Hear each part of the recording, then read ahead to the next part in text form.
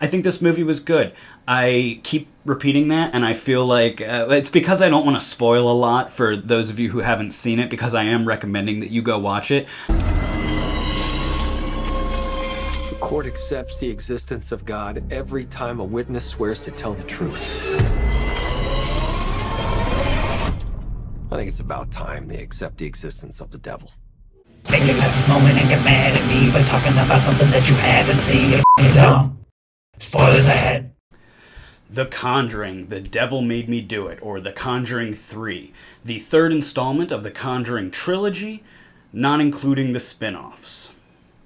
I just watched this movie on HBO Max, and I actually really enjoyed it. Right now, it holds a 61% on the tomato meter at Rotten Tomatoes, but an 84% audience score. The critics' consensus is The Devil Made Me Do It represents a come-down for the core Conjuring films, although Vera Farmiga and Patrick Wilson keep the audiences invested. I really agree more with the audience score on this particular one. I think it leans a little bit better than just a 61% that Rotten Tomatoes gave it. I really enjoyed this film. It's based on a true story, and I know you have to take that news lightly, that it's based on a true story. But that being said, it takes place in the 1980s at a very real court case that took place where, for the first time ever in United States history at least, a defendant pled not guilty based on the reason of demonic possession. And so this is what that movie covers, is what was going on during that time period. And for all intents and purposes, this movie plays it out as if he was in fact possessed. So when you go to the movie or when you watch it on HBO, you are going to be watching a ghost film.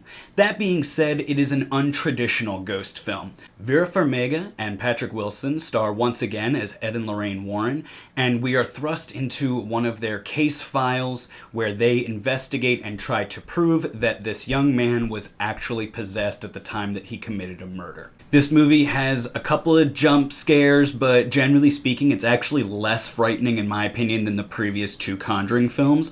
I'm not even going to get into the spin-offs because honestly, I haven't seen them. So I've only seen the core Conjuring films themselves. And is this one a slight step down? Yeah, unfortunately, it's not as good as the first two. I think that the main culprit with that is the fact that James Wan is not the director this time around. He directed the first two films, but this time they give it to a guy named Michael Chavez. Michael Chavez. Generally speaking, though, this movie is really good. And it does hold up compared to the other two Conjuring films, just not as well.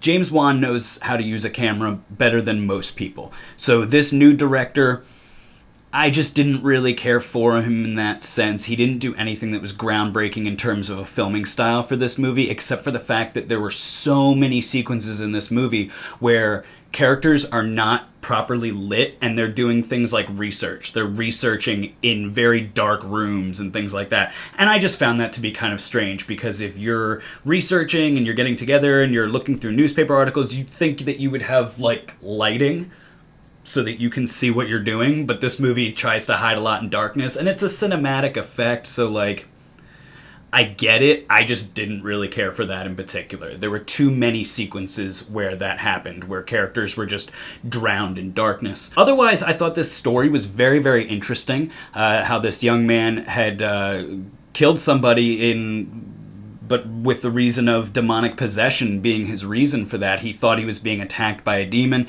and the movie plays it as if that is true. The movie plays it as if there is, in fact, a curse that is affecting this young man. Whether or not that actually took place or not, I'm not going to make an assessment on that. I don't believe in ghosts, personally, but I get that a lot of people do, and I'm not trying to say that anybody is wrong.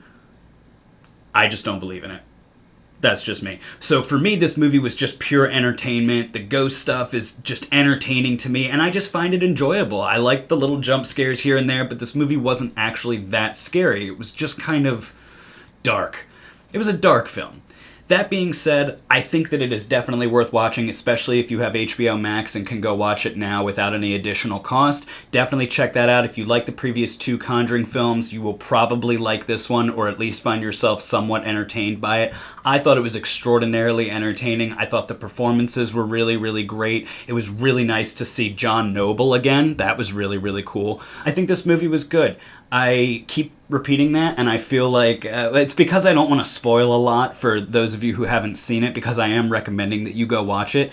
If you like horror movies, if you like the jumps and the scares and that kind of stuff, then get right into this film. You're going to fit right in. That being said, if you do not like the Conjuring movies, or if you don't like haunted house ghost stories and things like that, if you get scared easily and you're like, no, yeah, this is that. It's exactly what you think it is. It's a scary movie. So if that's not your cup of tea, then that's not your cup of tea. If it is, though, check out The Conjuring, The Devil Made Me Do It, which is on HBO Max and in theaters now. Lorraine?